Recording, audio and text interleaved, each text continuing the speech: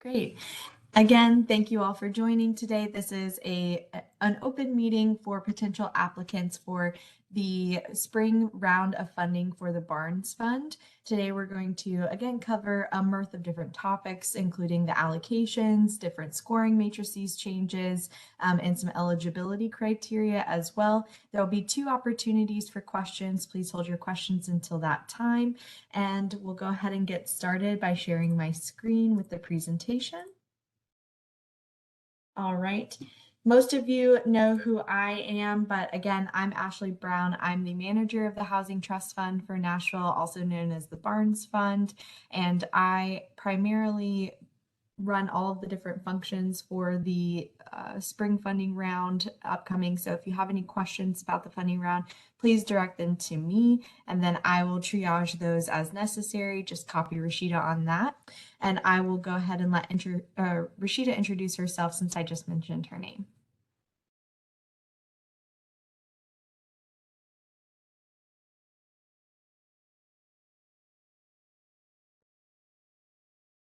Okay, Rashida's having some audio trouble, so I'll go ahead and give it off to Casey. Okay, go ahead, Rashida. I fixed it. Sorry about that, everyone. Hi, my name is Rashida Pardue. I am the new Housing Trust Fund analyst, and I work with Ashley and the team on the Barnes Fund. Go ahead, Casey.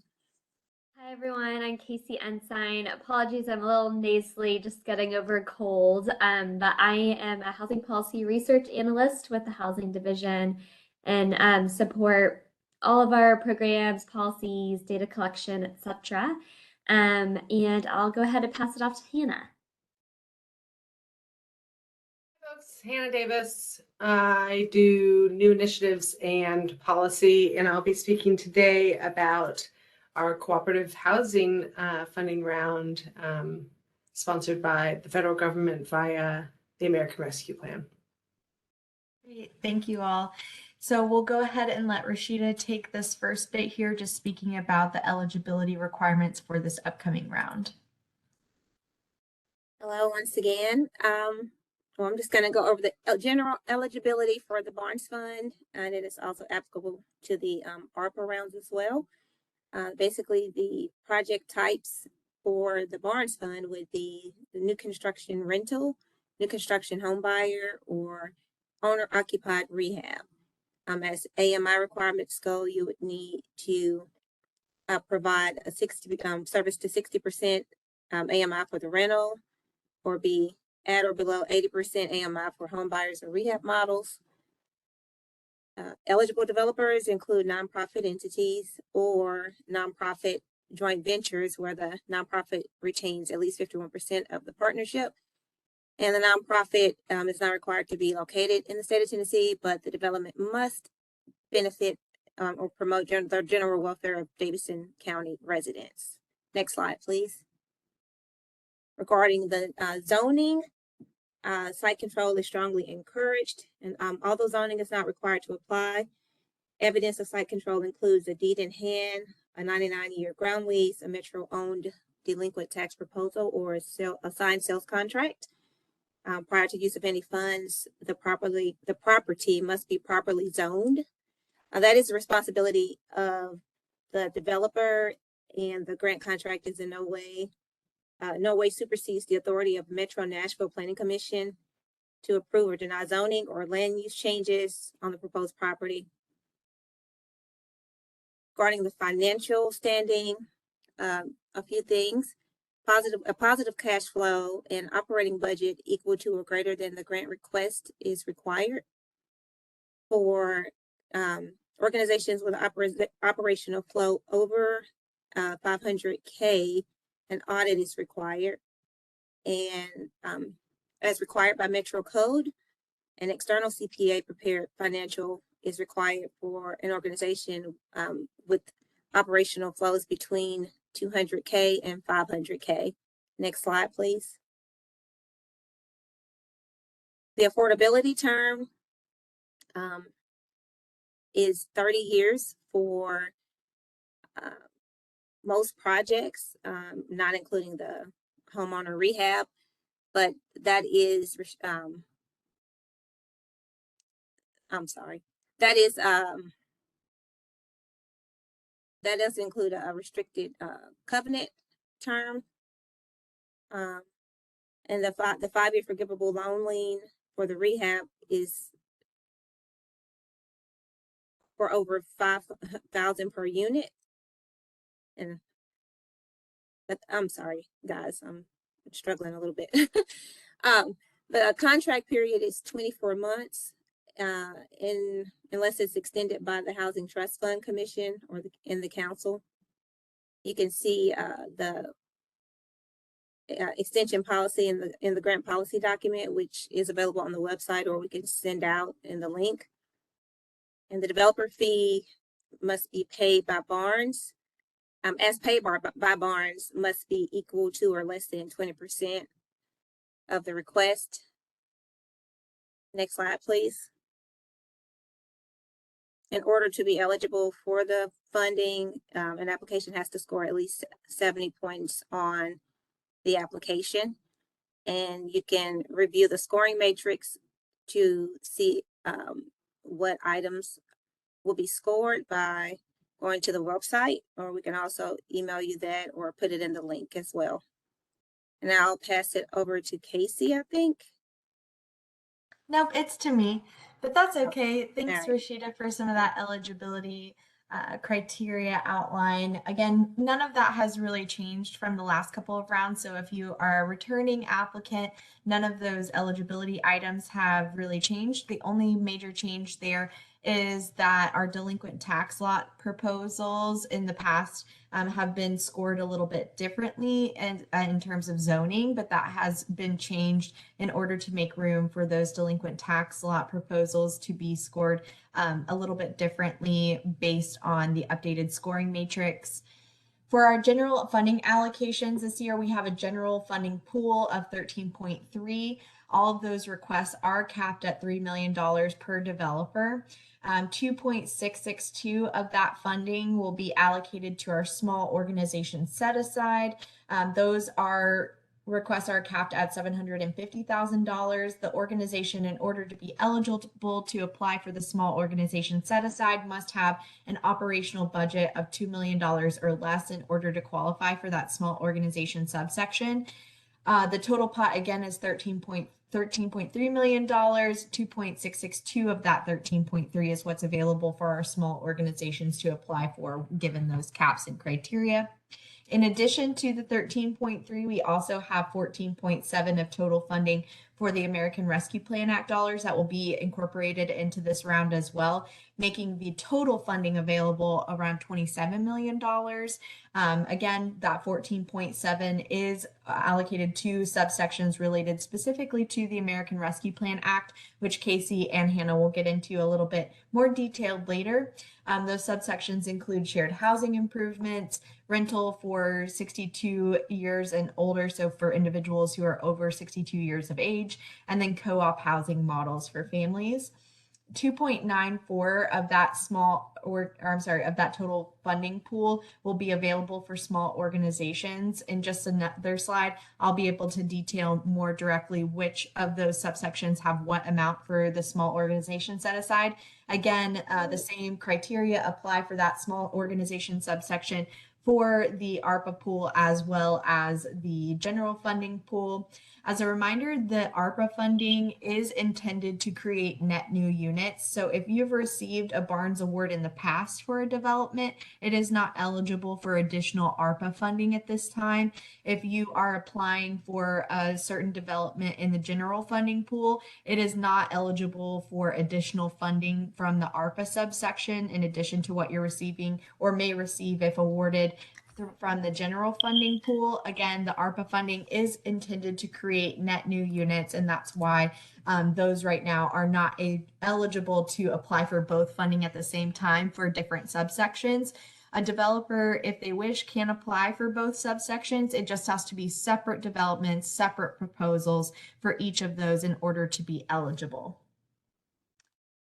For the ARPA small organization subsections, as we've kind of outlined here, the total funding pool for rental housing for older adults is $6.5 million.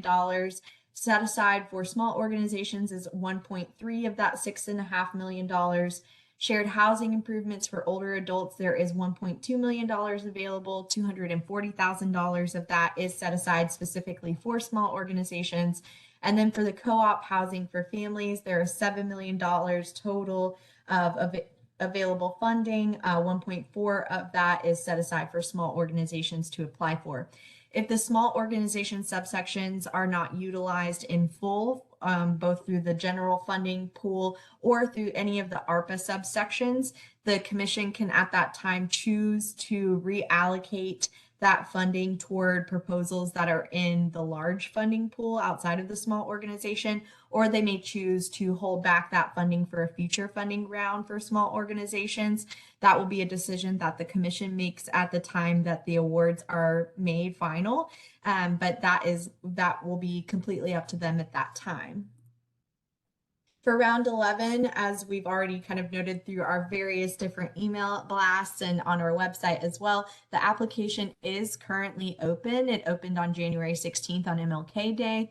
The application will remain open until February 20th at midnight. The application you have to submit through SurveyMonkey Apply. It's also called Momentum Applied since they were acquired. However, we do also have template applications on our website, so you can go there, see the actual application questions, and that can help you start to develop some of your boilerplate narrative as you start to prepare to actually submit your application. However, those PDF template forms that are on our website are only intended for your own resources and not necessarily for you to actually submit. We won't be accepting paper applications or email applications. You have to apply through Momentum or SurveyMonkey Apply. Again, the application will close on Monday, February 20th at midnight.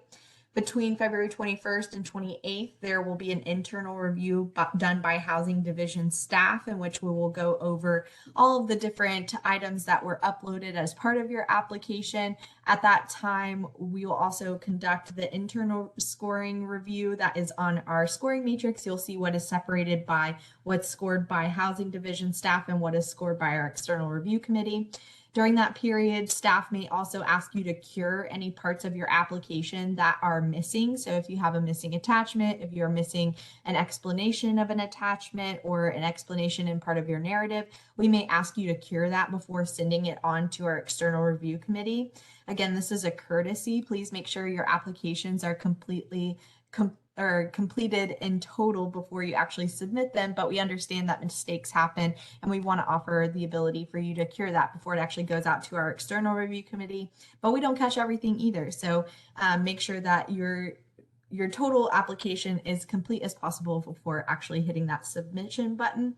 If you do submit before the deadline and would like to reopen your application at a certain point, you can email me and I can reopen that application for you to change things around, add a new attachment if you get a funding notification or something in the meanwhile before it's actually the application window has closed. After the application window has closed, we don't have as much leeway or ability to reopen that application for you any further. Beginning March 1st, our external review committee will begin reviewing the actual applications and scoring those. Once they're complete with that scoring process, they'll make final funding recommendations that will be submitted to the Housing Trust Fund Commission. At their March meeting, the Housing Trust Fund Commission will vote on final awards, including the funding allocation, the small organization awards, and any and all other awards that may be declined at that time. After that commission vote, we will send out notifications to the applicants about who was awarded and how much.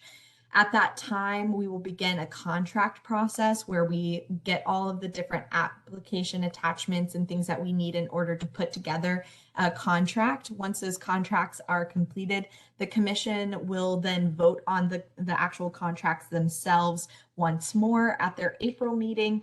And once approved by the Housing Trust Fund Commission, those contracts will then go to the Metro Council for final review. At that time, Metro Council can choose to award or deny those. It's kind of an external entity, but we do our best to make sure that we answer all questions on the front end. If you are awarded at that time by the Housing Trust Fund Commission and you are planning to go to Metro Council with your contract, we will ask that you be present for the Metro Council meetings so that you can answer any of the questions that the council members may have that we weren't able to answer on the front end before the meeting. After council actually reviews that, then the contract will be executed and we can actually start the process where you can begin to draw down funding for reimbursement. All of our funding is on a reimbursement basis. So anything that you plan to draw down, their work will have to be completed and submitted by a draw request showing the work complete by financials.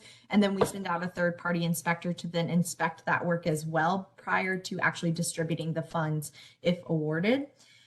One caveat to this, if you plan to apply for property, we do plan to split the actual Metro Council review of our awards by those receiving property and by those not receiving property through our delinquent tax lots available for donation. The reason for that being is the property does have to go through a 30-day mandatory review process, which often delays our contracts being reviewed by Metro Council. So in this cycle, we will choose to move forward with financial awards.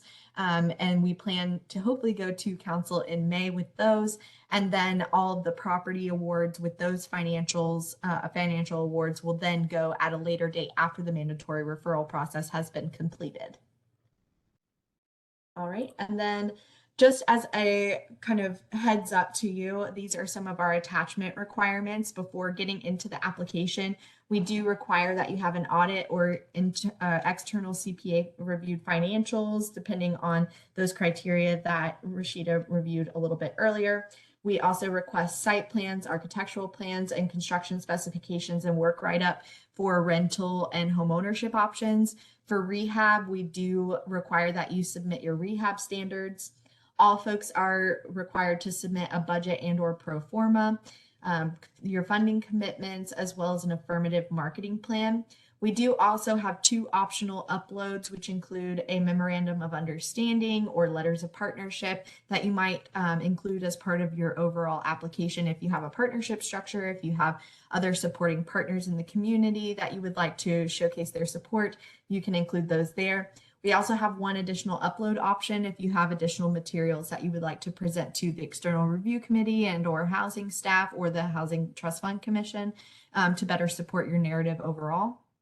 If you were to be awarded as part of our contracting process, you will have to submit a 501c3 IRS verification letter. You'll also have to submit your nonprofit charter and bylaws, as well as a procurement policy, your most recent audit or your CPA financials. Again, we will pull from the actual application itself, your most recent 990, and then your mission and vision documentation. I'll hand it off to Casey from here to talk a little bit about some of our ARPA programs. I'll tackle these to spare Casey's voice. So just so folks know, when we're saying ARPA, we are referencing the American Rescue Plan Act. And these are coronavirus state and local fiscal recovery funds. They delivered about $350 billion to state, local, and tribal governments across the country to support the COVID-19 recovery and response efforts. And Nashville, Davidson County's allocation totaled $259.8 million. Metro formed a COVID-19 Financial Oversight Committee, which is responsible for collecting, considering, and recommending appropriate uses of the American Rescue Plan funding. Next slide. So the Financial Oversight Committee launched an online community survey in early 2022, asking community members to rank the importance of 22 possible investment items. And about 2,100 residents responded, and affordable housing was listed as the highest priority. So in year 1, 55 million of the funds was allocated for affordable housing. And then in June, Mayor Cooper made a request of $30 million for affordable housing and a $50 million investment in helping address homelessness. Next slide. So in June of last year, initial proposals were shared with the COVID-19 Financial Oversight Committee. And then in late June and July, the Housing Division convened some stakeholder working groups. August, we went back and shared those proposals with the COVID Oversight Committee, and they shared some questions which we went back and researched, went back to them in October to answer those questions and provide the final proposals which were approved by that committee. In November, the Housing Division took the proposals to committee and to council, and they were approved as well. And then we are now working on the program implementation of those funds. The funds will all have to be expended by December 31st, 2026, and that's a federal guideline. Those funds will be lost if they've not been expended at that point. Next slide. So the overarching goals were to further the Affordable Housing Task Force recommendations. If you are not familiar with that task force or the report, it can be found on the mayor's office website, I believe. We wanted to respond to housing challenges, particularly for populations most impacted by economic shocks. That was something that was set forth in the ARPA guidance from the federal government.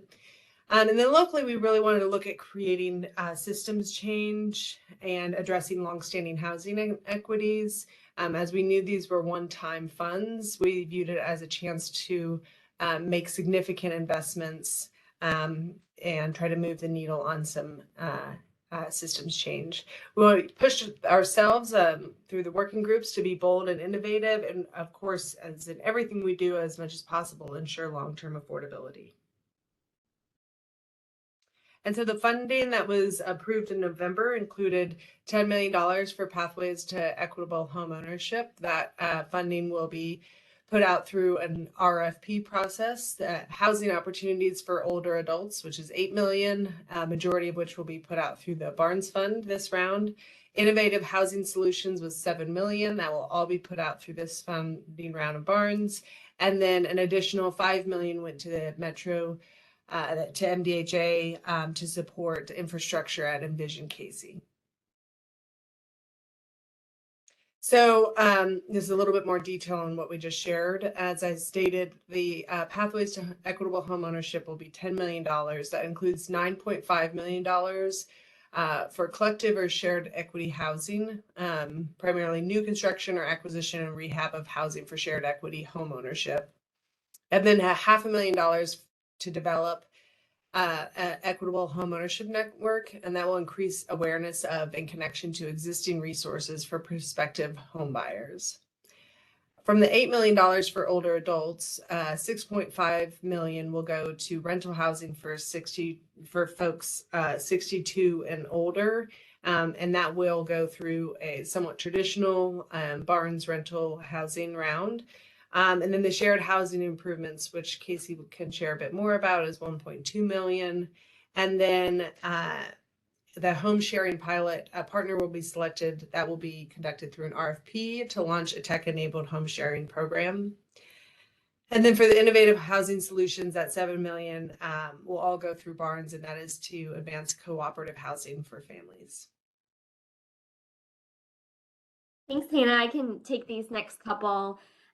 So as Hannah just mentioned, $6.5 million of the ARPA funding will go directly towards new rental opportunities for older adults 62 and up.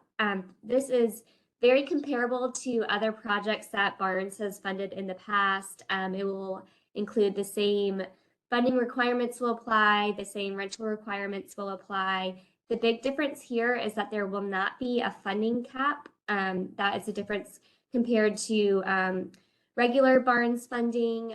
We did this because we wanted to provide some additional flexibility to our developers, and just knowing the timeline of this funding when it needs to be spent, we wanted to give that potential flexibility to folks interested in applying. Just another thing to note, similar to Barnes, all of the units have to be for residents earning at or below 60% of the area median income. Next slide. Oh, I think it might have gone back by accident. Thanks, Ashley. So this next activity that we will be funding is the shared housing improvements. So $1.2 million will be used to fund repairs or improvements to create additional living spaces including accessory dwelling units or ADUs. And so this differs a little bit from our typical home repair and rehab programs that we have funded through Barnes in the past. And one of the main differences here was that one of the objectives was to really create an additional living space within the home. And the intention behind that was largely due to the research that we've been seeing around the benefits of intergenerational living, also the opportunity for a senior homeowner to have some passive income through rent. And so we really wanted to put forth some funding that would allow a senior homeowner earning 80% of the area median income or below to access some funding to get some more significant improvements made to their home that would allow or really accommodate for an additional living space. And so these repairs must be used for one of the three purposes. One, to enable space of the home to be rented through the home sharing program, which, as Hannah mentioned, we will be doing the RFP process to secure our partner for that. The second purpose would be to create a safe space for on-site care. And the third would be to accommodate for multi-generational housing. And so again, as I already mentioned, really that primary objective being to advance housing security for older adults, as well as offering, social connections and those types of benefits. And really the second is also to provide additional affordable housing opportunities within the actual home. Next slide. And so these things, a couple of them I'd already mentioned. So again, residents who are eligible must be 62 years of age or older and be earning 80% of the area median income or below. One thing to note, due to federal regulations and requirements with ARPA, development of a new detached accessory dwelling unit would not be eligible. However, if a homeowner did have, say, a detached garage, conversion of that garage to an accessory dwelling unit would be an eligible expense. But any new construction of a detached unit would not be eligible due to some regulations that would come along with that, which would make it really difficult for the homeowner to meet. Another thing to note is that an investment per unit should not exceed $40,000. And also our target for this program was to serve around 50 homeowners. This is really just a general benchmark that we're using. We understand that there's possible that we could go over that number or maybe under that number if it really meant making some great improvements to homes that would allow additional housing stock and also improved housing security. And I think that's it for me. Oh, just a couple other things. Again, all the Barnes general funding requirements will apply. All the Barnes rehab funding requirements will apply. Again, with all these ARPA programs, there will not be a funding cap per developer. And these other things I really had kind of already highlighted, but just one other thing that we really will be looking at in the applications is that the applicant has a demonstrated experience of serving older adults. And we'll also be looking for applicants who either have direct experience or are partnering with agencies that have direct experience developing additional living spaces such as ADUs within an existing home. And lastly, we'll be looking for applicants to share an outreach plan on how they would coordinate with the home sharing program once it's established. And Hannah, I'll pass it back to you. Great, thanks, Casey. So for Innovative Housing Solutions, we'll be programming all $7 million to create housing security for at-risk families through the development of a replicable cooperative housing model. And so what you'll see there is two objectives, one primary and kind of 1A and 1B. Our top priority is to create housing choice and security for families at or below 50% AMI. And we want to use this model to bridge the gap between rental and traditional home ownership. But we also view this as a chance to build and scale the local housing cooperative system. Next slide. So guidance for this funding round, all Barnes general funding requirements apply. Again, there's no funding cap per developer. And the additional considerations which you'll see reflected are that partnerships are highly encouraged. Housing cooperatives, especially limited equity housing cooperatives, are complex and challenging models, and we're working on a 3-year delivery timeline. The target unit creation is 108 units, and funding should be used for direct subsidy of families at or below 50% AMI only, though the housing can incorporate additional households. The contract will require additional progress reports and milestones beyond what traditional Barnes development contract would require. This is in part due to the complex nature of this model, and then additionally because of the expedited timeline and the really firm stop date. And then eligibility are not prescriptive. So we really want to encourage folks to be creative, ambitious, and innovative.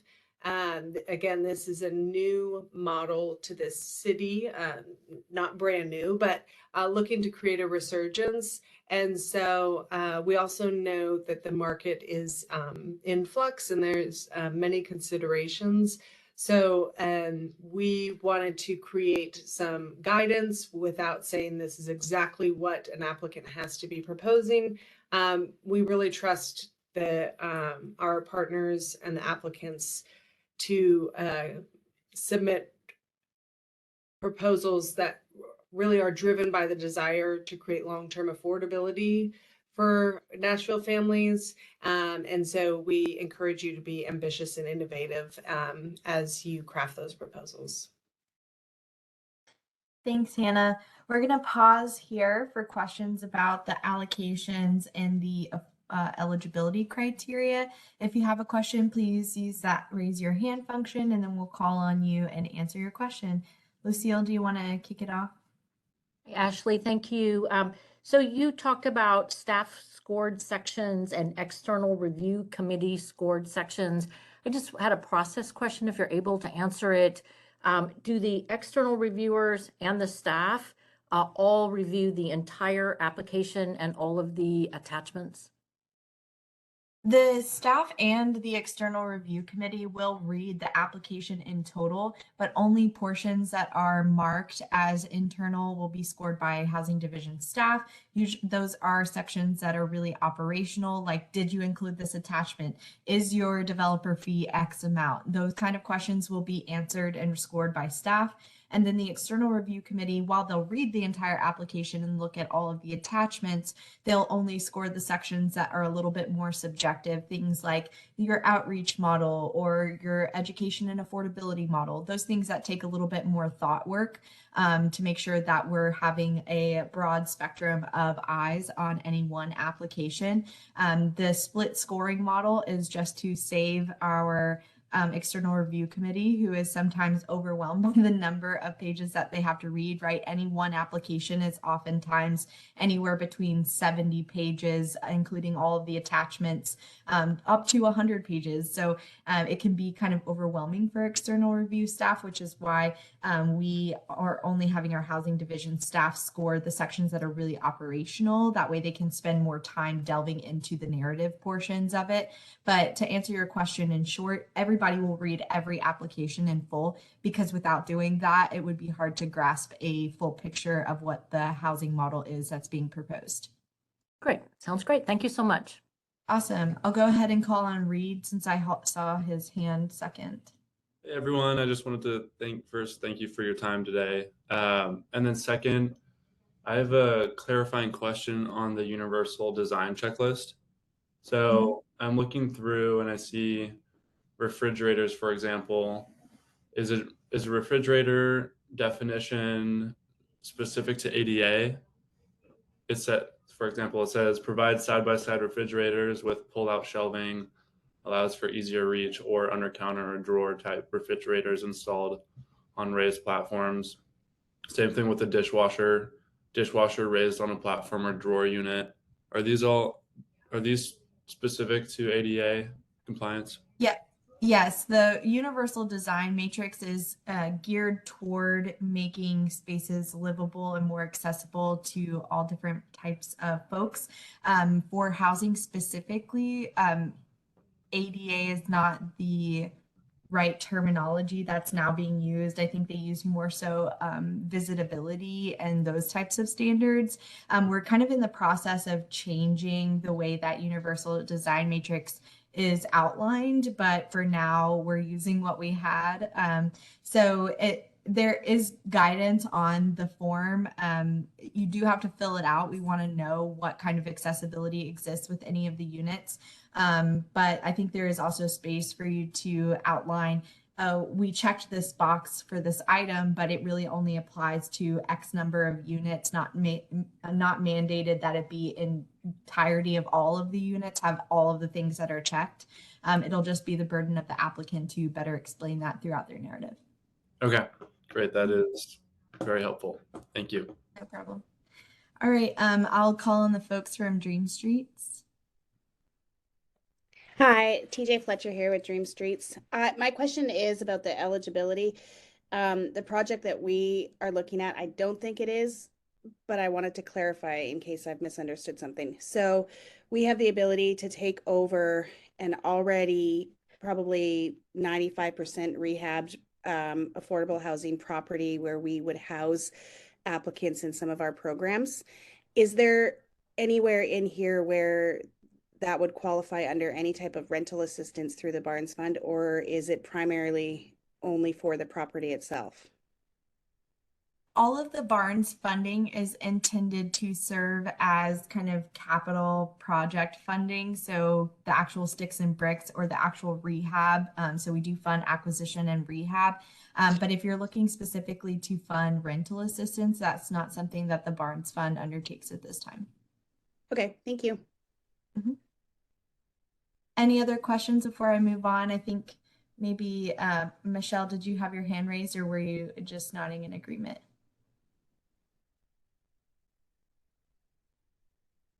I went ahead and unmuted you for you, or I think I did. Oh, I can't hear you for some reason. I'm so sorry.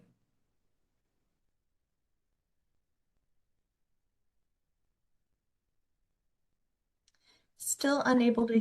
Oh, yep, there we go. I hear you now. Can you hear me now? So Yes. I'm just now starting up as a organization to help single women and children that are homeless or and that are in a crisis. So do you all help with funding with that? Like probably like setting up a home, or I see something about co-op housing for families. I don't know if that would be in the same same section or area that you all help in? Yeah, so I think to answer your question, we don't currently provide strictly operational support. So things that would fund, we do incorporate soft costs into things that are eligible for Barnes funding, and all of that is listed in our grant policy. I'll ask Rashida to post the link to the grant policy as well as the application page in the chat so it's easily accessible to everyone. But the funding specifically is intended to create net new units, and that includes soft costs like developer fees or architectural fees or things like working with engineering firms, those types of fees, but it's not necessarily intended to provide operational support for getting off of the ground. I can, if you have questions about that, if you want to send me an email, I can try to connect you with some organizations that might be better suited to that. But we don't provide operational support strictly outside of the creation of developments right now. Okay. All right. Terry, I saw your hand go up as well. Yes. So I have a question about when would be the right time to bring up recommendations that we might have about the details of the rehab lien terms. And so as an example, what I'm talking about is we've been seeing some questions about how to transfer the deed and the lien of a family member when the homeowner passes away. Staff have the authority to make those kinds of minor changes to the lien terms, or would that be something that needs to be in the contract and go before the council? It wouldn't need to go before the council, I don't think, but the commission would need to be involved in any changes to that process. So if you have questions about how to change the lien structure for an existing grant contract that you already have, then we can discuss that a little bit further and talk about what needs to be run through Metro Legal, what needs to go through the Housing Trust Fund Commission. If you're talking about a future application that you plan to submit, I would submit those details that you would like to see changed in the lien as one of those additional uploads, so we can have a longer conversation about it with the commission at that time. Does that answer your question? It does. It does. Thank you. Okay, of course. Chase? Hey, Ashley, thank you. So just had a quick question in terms of site control and specifically towards the application for a Metro parcel. So it says if requesting Metro on lot, please list the addresses and parcel IDs. That makes sense. And it says, is the site zoned for the proposed activity? If the property is not zoned, please describe what steps have been taken in the rezone process thus far. So are those questions about zoning specific to the sites that we'll propose for this activity, as well as that Metro parcel that, to this point, we've made no action on rezoning because we haven't had any form of site control. So I guess just what would you recommend for someone applying for a land donation for this section? Yeah, absolutely. So the template PDFs that are online don't include any of the branching logic. So some of that might be cured by just the way that you answer those questions. However, if you're asking about zoning in regard to a specific lot that you're requesting through Metro, that's kind of budgeted for within the scoring matrix itself. We understand that if you are planning on or hoping for a lot to be donated as part of your request from Metro, that you wouldn't have had site control, so no movement would have be able to be made at that point. A lot of our Metro lots that would be available for donation at this point don't require rezoning, although I know from having spoken to you in the past about the specific project you're talking about and about that parcel in particular. And with that parcel, I would just describe overall the steps that you've taken to acquire the land that you are planning to include as part of that total parcel. You can include some information about how this additional parcel that you're requesting would be helpful to that measure, and then maybe list any movement or expected movement that you plan to make prior to the close of the application cycle if nothing has happened up to this point. Does that make sense? Absolutely. Yep. Thank you so much. Sure, no problem. All right, any other questions before we move on to scoring matrix related questions? Okay, perfect. Well, going back to our presentation here, I'll just briefly go over some of the scoring matrix changes that have occurred from our last funding cycles to now, just to give everybody an overview.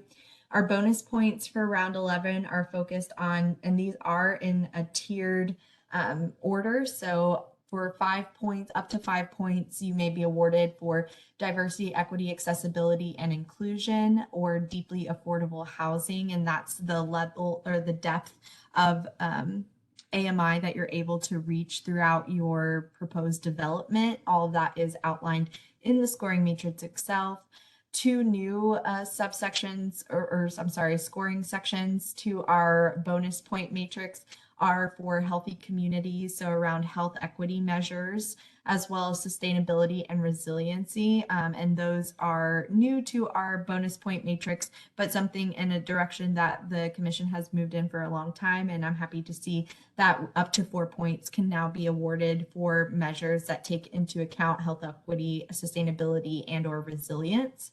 And then we also have some points available up to 3 points apiece for the proposal being located within the urban zoning overlay. This was a former subsection in and of itself rather than a bonus point priority. So that is why it's new to this current matrix, but it is not net new to the Barnes Fund in total. And then disaster zones. Right now, disaster zones will likely not apply to any application in this current round. However, we wanted to keep it within the scoring matrix as a signal to commissioners in the future, or to housing division staff in the future that it is still a priority. And so if something were to happen between now and then, or now in a future round, we do have something in our scoring matrix that could award additional points for projects that specifically propose developments or propose rehab in places where disaster has occurred. Again, kind of going back to some questions we had earlier and something I've already mentioned, but we do have an internal scoring portion of our scoring matrix that really answers some of those operational questions and some yes/no questions. Did you include your audit, for instance? Does it have findings, for instance? That the staff will score, and then our external review committee will score another portion of the scoring matrix, and that total score will be the final score at the end of the day. For rental and homeowner, there were a couple of changes made to our internal review. We did make some changes to the team experience column to essentially allow for folks to have experience spread out across different members on the development team, rather than relying on one person to have 11+ years of experience, but that experience can now be spread out to incorporate multiple team members. For the outreach, we did add an affirmative marketing plan. There is an affirmative marketing plan template available on the application site that Rashida posted a link to in the chat. And then we also added outreach around resident recruitment and how those residents are being recruited for the new development. And then site control, again, changes to incorporate back tax lots more so into our scoring matrix and not necessarily take away points if applying specifically for land for donation from Metro. For external review, we moved the design portion from the bonus point section into the threshold criteria. It incorporates all of the different design documents, and it is a tiered approach based on the level of the design documents, all the way from construction level to schematic level. It also incorporates the overall design of the development and the home buyer options. Home buyer education and tenant selection was also changed a bit to add some more information about the resale process and add information about resident feedback processes and leasing policies as part of the overall proposal. For rehab, again, some of those same changes to the team experiences were made, and the same was made to the outreach section to include the affirmative marketing plan and the homeowner recruitment and how that process is for each application. And then for the external review changes, there were some changes made around the language about the lien education, the warranty education, and home upkeep information after the actual rehab process is completed. Go ahead and hand it off to Casey for the shared housing improvements. Thanks, Ashley. I'm just going to talk through a couple of the different areas that are unique to the shared housing improvements application that we will be evaluating. One is under team experience. As I mentioned earlier on the call today, we will be looking for applicants who have a strong experience serving the older adult population. And we will also be looking that applicants have either direct experience or partnering with organizations that have experience developing attached accessory dwelling units or converting a detached accessory dwelling unit. Some other things that will be scored slightly different and compared to the regular Barnes Fund is the developer fee. Given this is one-time funding, it has a relatively quick timeline. We did want to provide applicants with a little bit more flexibility on how much of that developer fee that they wanted to access. So I encourage you to kind of look at the scoring matrices there to see how that differs. Some other things that we'll be looking for under outreach, again, given that this program is targeted specifically for older adults, really wanting to see how the applicant proposes on reaching out to this community, and also what work they'll be doing to reach diverse populations. Some things under program approach, we're interested in learning from the applicants on how their approach to building ADUs would differ from, say, more minimal repairs. And then we'll also be looking for how the applicant will be engaging the homeowner in the improvement process. And last but not least, given that one of the 3 purposes for the shared housing improvements is to enable a homeowner to rent a space of their home as part of the home sharing program, we do want to see the applicants have a plan on how they would educate homeowners about this specific program that will be rolled out in the next several months. And I think that's it for me. And Hannah, I'll pass it off to you to talk about co-ops.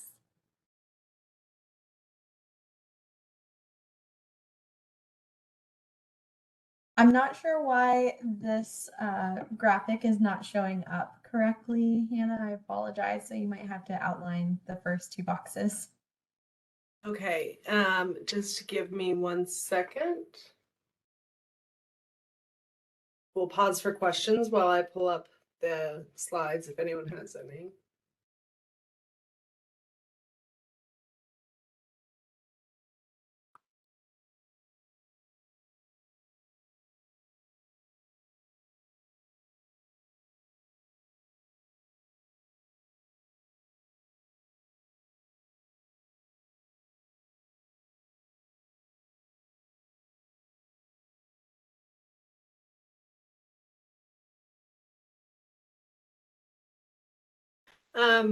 Ashley, can you skip forward? Okay.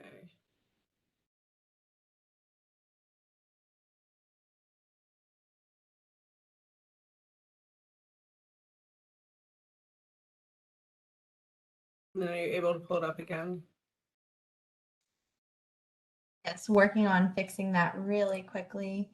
And then I will share the screen again. There you go. Fixed. Amazing. Okay, great. So for team experience, we want to see folks experience creating and maintaining housing cooperatives that develop long-term housing affordability. Again, just really honing in on that desire for strong partnerships. That may require, someone from a market where they have been maintaining housing cooperatives, especially limited equity housing cooperatives, coming in and consulting to help build up our local expertise. But we want to make sure that the expertise is on board, that there's a clear MOU of how that relationship will work, that the cost of that partnership will be included in the pro forma or in the application, and that also then that will help build our local expertise.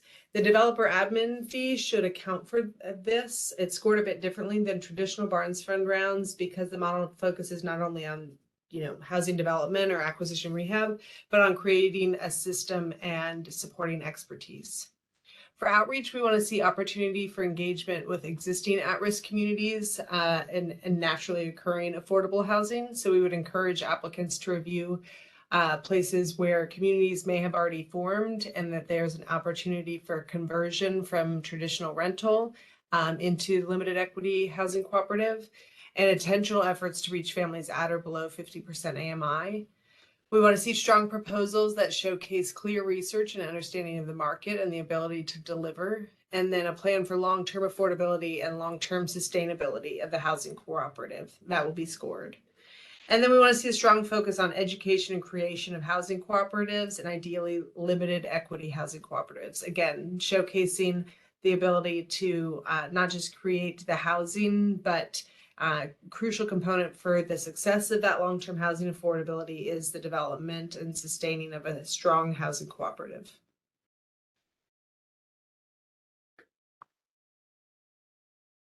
Perfect. And we'll go ahead and answer some of the last questions. I just want to share the contact information again once more with you all. All questions can be directed toward me, ashley.brown2@nashville.gov. Remember that too, because there is another Ashley in Metro somewhere and she cannot answer your housing questions. However, if you do send an email to me, make sure that you copy Rashida on there, rashida.pardue@nashville.gov, and then I will triage any questions that you have. If they're more related to any of the ARPA subsections, I'll forward those to Hannah or Casey. So if you send a question to me but get a response from Hannah or Casey, that's why. All right, if there are any more questions, I will go ahead and stop sharing my screen and answer any questions that you might have about the scoring matrix specifically. Again, Rashida has posted a link to the scoring matrix as well as the application site and grant policy in the chat. So if you haven't seen those, that's a great resource for you all. If there are no questions, I'll go ahead and stop the recording and we can get back to our day. But again, the recordings will be posted at a later time and we'll get those online for you. I see one question from Flary.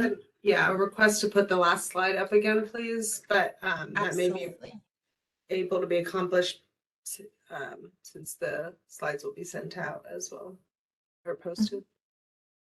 Here is that last slide. So if you have any questions, those are all the email addresses for everybody who's presented today.